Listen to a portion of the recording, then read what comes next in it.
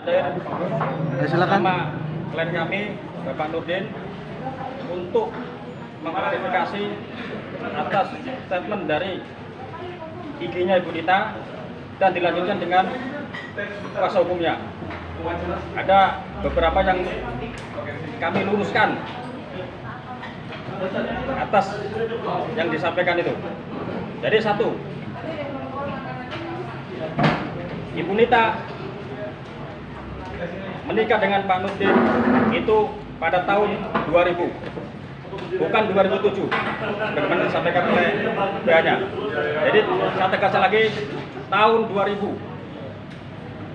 Yang kedua, sebelum Bu Nita menjadi seorang artis karena ini, pada saat menikah dengan Pak Nurdin itu belum menjadi artis yang seperti saat ini. Jadi itu yang perlu saya garis bawakan. Jadi statement kemarin yang disampaikan itu kami luruskan dan itu tidak benar. Yang kedua, terkait mengenai pemotongan 40% dari hasil nyanyi itu masuk ke manajemen. Karena klien kami, Pak Nurdin itu sekaligus sebagai suami, dia juga sebagai manajernya, dan 40% itu bukan masuk untuk pribadi Pak Nurdin. Jadi itu masuk ke manajemen. Saya tegaskan lagi. Jadi itu tidak benar kalau haknya 40% dipotong itu untuk keperluan Pak Rudi, tidak benar. Ya, selanjutnya terkait mengenai ada Pak Nurdin ini menghalangi anak, itu tidak boleh bertemu dengan anak, itu sama sekali tidak benar. Pak Nurdin selama ini memberikan ruang 24 jam untuk bertemu dengan anaknya, ya kan? Nah, yang meninggalkan tempat tinggal bersama sendiri itu kan Ibu Nita sendiri, bukan Pak Nurdin. Dan anaknya boleh ditanyakan, karena anaknya sudah besar, boleh ditanya.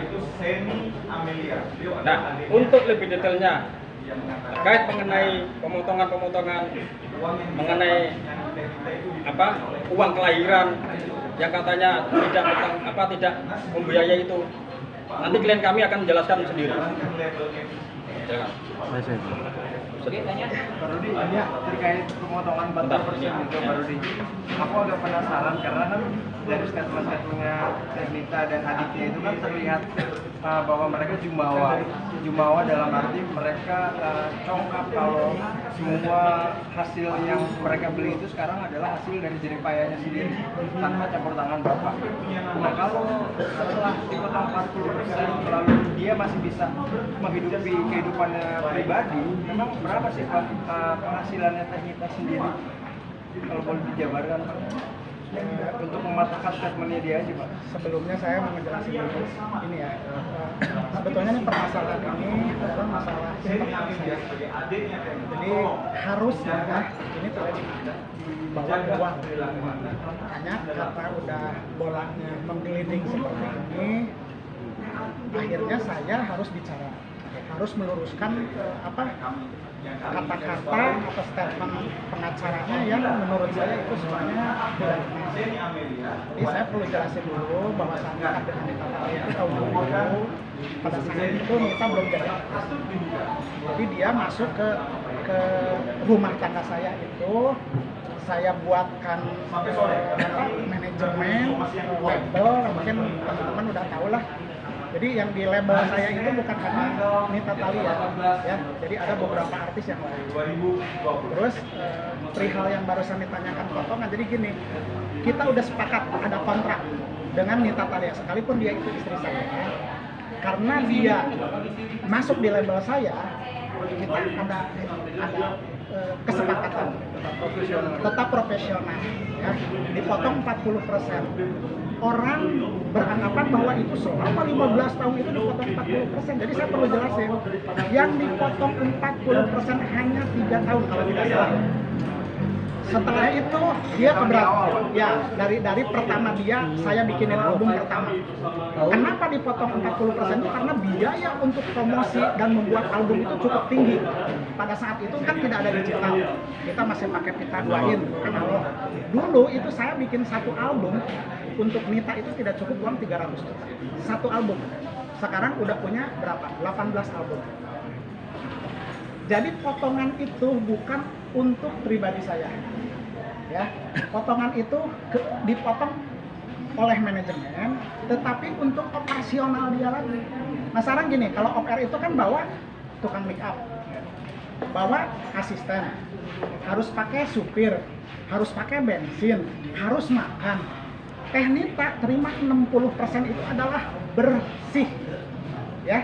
Dan itu bukti transfernya dari manajemen ke Nita ada. Oke. Nah, di tahun keempat atau kelima saya lupa, tapi datanya ada di kantor. Dia keberatan dengan 40%, dia minta 30%. Kita kasih karena dia istri saya, ya udah. Oke, 30%. 2 atau 3 tahun berikutnya dia keberatan lagi, minta lagi dipotongnya 25%. Kita ikutin. 25% karena dia istri saya. Ngapain diperdebatkan gitu kan? Yang terakhir mungkin lupa juga istri saya. Sudah berapa tahun ini manajemen tidak motong 1% pun. Ya, jadi uang itu semua yang buat kontrak, yang meeting, yang apa segala macam mungkin orang-orang media tahu lah.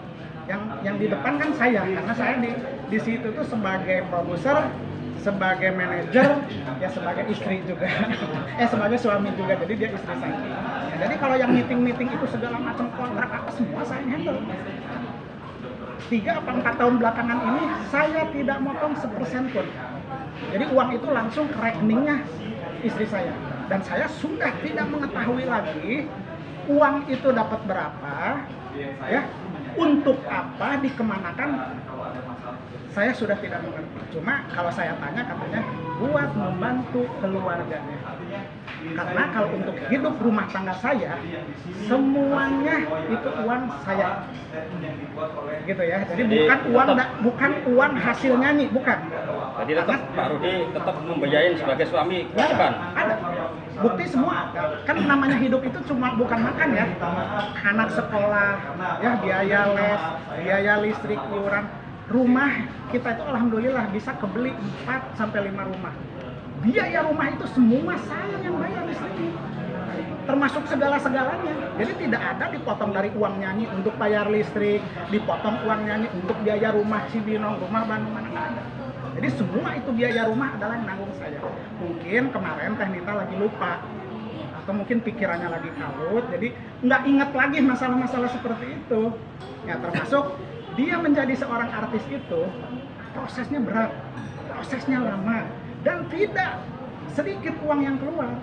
Nah ini contohnya di samping saya, ini ada manajer produksi dari MGM, mungkin bisa ngejelasin kapan sih Nita itu masuk ke manajemen saya, gitu. Jadi itu semuanya menurut saya yang statement kemarin pengacara yang maupun IG-nya Nita itu nggak benar.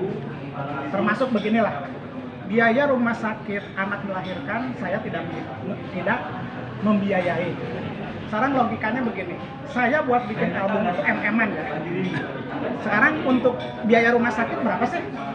Kalau nggak salah 45 atau 50, karena dia kebetulan waktu itu sesar, ya. Udah begitu dia sekalian ngebetulin ada bekas operasi sekalian dirapihin, makanya agak tinggi dia. Sekarang logikanya lah seperti itu. Untuk apa gitu, masa anak sendiri nggak mau ngebiayai? Nah terus sekarang kalau memang itu uang dikuasai oleh saya atau dipotong oleh saya, Nita kan berstatement, saya beli rumah, beli mobil pakai uang saya. Uangnya dari mana? Betul kan? Uangnya dari mana gitu loh. Saya ini ke istri saya itu, bayangin aja, kemanapun istri saya itu saya dampingin. Saya jadi tahu banget gitu ya. Sampai kadang-kadang ya, maaf, masang mic di atas panggung kalau nggak ada teknisi itu saya yang turun. Padahal saya seorang produser. Demi kelancaran, demi kebaikan, demi cinta saya kepada istri saya lakukan hal itu. gitu. Tapi ya nggak tahu kenapa ya tiba-tiba istri saya itu mengungkit hal-hal yang nggak perlu menurut saya. Ini padahal halnya kan hal-hal pribadi ya yang harus tidak kebuka keluar. Ya akhirnya saya mengklarifikasi. Nah, terus ada masalah lagi yang saya melarang dia berteman. Saya melarang berteman, nggak boleh bergaul, nggak boleh itu ini. Gimana ya saya ngejelasin sekarang begini, yang sering ikut saya di saya punya grup band namanya Rudista, dia jadi artis pendamping dan dia itu sering ke rumah gitu, beberapa kali ke rumah, dan mungkin kalau ke rumah itu bukan hanya 1-2 orang, dia kadang lebih dari 10 orang, dia sampai kadang nginep, kadang apa saya tidak pernah bilang. Termasuk itu pengacaranya. Nah, pengacaranya itu udah sering ke rumah dan ke kampung saya pun pernah. Makanya saya bingung. Kok itu si bapak pengacaranya bisa berstatement, saya bisa katanya melarang. Harusnya dia itu kan sebelum ngucap itu apa namanya ada klarifikasi dulu lah ke yang bersangkutan yang nyampeinnya apa betul seperti ini atau gimana. Jadi intinya gini, saya tidak pernah melarang istri saya bergaul dengan siapapun, ya, selagi itu di koridor yang benar. Nah karena kebetulan saya jadi suaminya, saya kan ingin istri itu bergaul dengan teman-teman yang baik. Atau mungkin belakangan Anda juga bisa lihat lah di postingan Teh, dia bisa liwetan sama Teh Iis Dahlia. Dan bukan sekali ya, beberapa kali, buktinya itu dia bisa. Kenapa dia berkesimpulan bahwa saya melarang gitu loh. Dan dia juga sering lah keluar dengan teman-temannya, silakan, terutama dengan namanya itu ada grup namanya grup Kunyuk Rawon. Dia itu selalu beramai-ramai kemana-mana, saya nggak pernah tahu. Ya mungkin itu ya penjelasan dari saya. Soal menikmati istri pertama Bapak, hasil dari jeripaya Tenita, mungkin klarifikasi? Jadi gini, saya ini kebetulan di samping punya usaha sendiri, ya saya kerja juga ya di kantor konsultan. Jadi saya itu udah memisah-misahkan ya. Saya semua pengeluaran rumah itu dicatat, detail apapun saya catat. Mana biaya rumah, mana biaya keperluan mana keperluannya Tenita, mana keperluannya istri saya. Jadi tidak ada 1 rupiah pun ya, yang saya jelasin, tidak ada 1 rupiah pun uang keringatnya Tenita yang saya kasih makan ke istri saya. Kecuali gini ya, kecuali yang saya lihat, karena kebetulan istri saya itu berdua kan akrab. Jadi kalau ulang tahun itu Tenita suka beliin sesuatu. Itu ya saya kan, karena saya melihat. Atau Tenita lagi bikin acara apa, istri saya yang pertama masak, karena istri saya pertama lebih masak, dia kirimin makanan. Itu ya, tapi kalau untuk hidup atau nafkah istri saya yang pertama ngambil dari dari Tenita, itu tidak benar. Om, untuk terkait masalah anak yang katanya udah lama nggak bertemu dengan Tenita, apakah benar karena dilarang-larang oleh guru itu seperti apa? Jadi gini, saya perlu jelasin. Sebetulnya rumah tangga saya dengan Tenita itu tidak ada masalah. Ini saya pribadi tidak ada masalah. Karena gini, sebelum Tenita pergi itu saya 2 hari kemudiannya itu akhir minggunya saya udah booking villa di Anyar, mungkin silahkan cek, takut saya bohong. Jadi kita itu mau liburan bersama, gitu ya, mau liburan bersama, ya semua lah, istri pertama, istri kedua, cuma di sananya pilanya misah ya, jangan nggak nyata tuh. Nah, terus ada kejadian yang membuat dia barangkali tidak nyaman. Nah, kejadiannya itu adalah saya menegur dia dengan tayangan-tayangan di medsos, karena menurut saya itu kan sudah sudah ya berpakaiannya atau gayanya sudah di luar batas lah menurut saya. Makanya saya tegur ya sebagai suami. Jadi saya tegur baik-baik, kita bicara apa-apa, tapi ternyata dia tidak menerima. Yang akhirnya malah memilih lari dari rumah.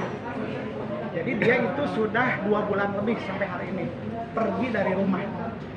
HP saya semua diblok, jadi saya tidak bisa komunikasi. Jadi yang ditinggalkan itu adalah saya dan anak saya. Nah, karena anak saya di rumah kita nih tidak bisa, saya kan kerja di rumah, tidak ada orang. Yang akhirnya saya tanya anaknya, mau tinggal di mana? Mau sama siapa? Mau ke Bunda atau mau ke mana? udah ke dede aja, dede itu adanya yang paling kecil dari istri saya. Ya, akhirnya kita selama 2 bulan ini di situ lah, sekolah, makan apa semua di situ. Terus saya tidak pernah melarang. Kalau memang ada larangan, buktikan larangannya seperti apa, gitu ya. Justru saya yang menyuruh anak saya, telepon bunda pada saat ulang tahun, tolong telepon bunda, panggil, kamu takut mau bareng di jalan sama bunda. Iya, kata dia, bundanya yang nggak mau. Berarti kan bukan saya atau bukan anak yang nggak mau ketemu dia. Nah, jawaban anak saya seperti itu. Tapi alhamdulillah kemarin malam anak saya bilang izin mau ketemu bunda, saya izinkan dan sampai sekarang masih bisa. Bapak yang nganterin? Saya nganterin, saya ketemu dia langsung. Nah, temannya bertanya komunikasi apa waktu ketemu sama Teni? Hanya jaga anak baik-baik. Udah gitu komunikasinya, karena kita ngerinya apa, Tenita itu kan kalau diajak bicara agak suka ini ya. Jadi Emosian. ya, jadi maksudnya saya hanya menyampaikan ini titip anaknya baik-baik. Udah saya pulang. Berarti itu mau keinginan anak untuk bertemu Tenita, bukan Tenita dia yang meminta untuk ketemu gitu? Ke saya WA-nya itu anak yang ngomong, ayah mau ketemu bunda boleh nggak? Jadi saya jawab, ya boleh dong, masa nggak boleh? Gitu. Terus saya anterin janjian, kita ketemu. Berarti permasalahan ini terjadi sekitar bulan Agustus pada saat ke Pantai Cerita. Jadi gini, saya ke Anyer itu booking villa tanggal 15 15 apa? 15 Agustus. Jadi kejadiannya itu adalah tanggal 12 Agustus. Jadi 3 hari sebelum berangkat saya tetap ke Anyer karena anak saya kasihan, Tenitanya nggak ikut. Berarti setelah 2 bulan itu tiba-tiba menggugat cerai gitu, minta pisah. Jadi yang masalahnya itu gini, pertamanya saya konsultasi ke lawyer saya. Nih saya bermasalah seperti ini, gimana?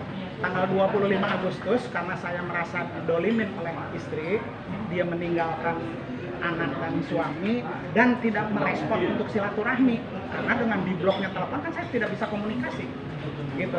Saya konsultasi, akhirnya udah bapak bikin surat kuasa aja kepada kami. Akhirnya saya tanggal 25 ya pak, tanggal 25 saya membuat surat kuasa untuk menggugat cerai. Jadi awalnya saya yang gugat cerai. Terus tanggal 22 September 22 September itu kita daftar gugatan cerai cuma lewat online. Kita udah bayar ya Pak? Jadi gini, Coba jelasin sama Bapak. jadi sebelum ada gugatan dari kita, saya mewakili Pak Rudi ini sebagai kuasa hukumnya sudah mengajukan gugatan ke Pengadilan Agama Jakarta Utara karena sekarang sistemnya lewat bot, jadi pendaftaran online.